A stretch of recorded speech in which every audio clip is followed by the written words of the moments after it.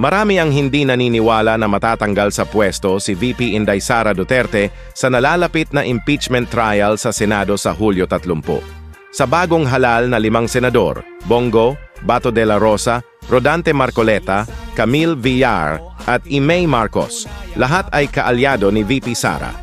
Dagdag pa ang ilang incumbent senators tulad nina Robin Padilla, Cayetano Siblings, Jinggoy Estrada, JV Ejercito at Mark Villar na pawang kontra-impeachment. Sa kabilang banda, may 13 senador na itinuturing na pro-impeachment tulad nina Sherwin Gatchalian, Raffy at Erwin Tulfo, Loren Legarda, Kiko Pangilinan at iba pa.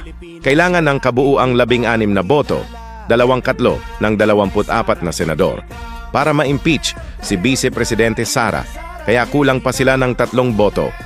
Naglabas ng pahayag ang campaign manager ng alyansa para sa Bagong Pilipinas kaugnay sa impeachment laban kay Vice President Inday Sara. Diba?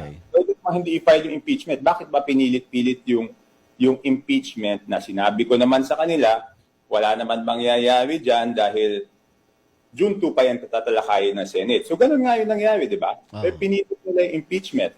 So bakit nila isisisi sa akin yung isang bagay na sila naman ang gumawa? Alam ko naman kung sinong naninisi nito sa akin. Di yung mga gumawa ng impeachment, di ba? Para meron silang hindi sila naman ang masisi. So doon Kung hindi yan. magtatagumpay ang impeachment laban kay VP Sara Duterte, ay lalo pa itong lalakas sa mga Pilipino at pinaniniwala ang magiging presidente siya sa gaganaping 2028 presidential election.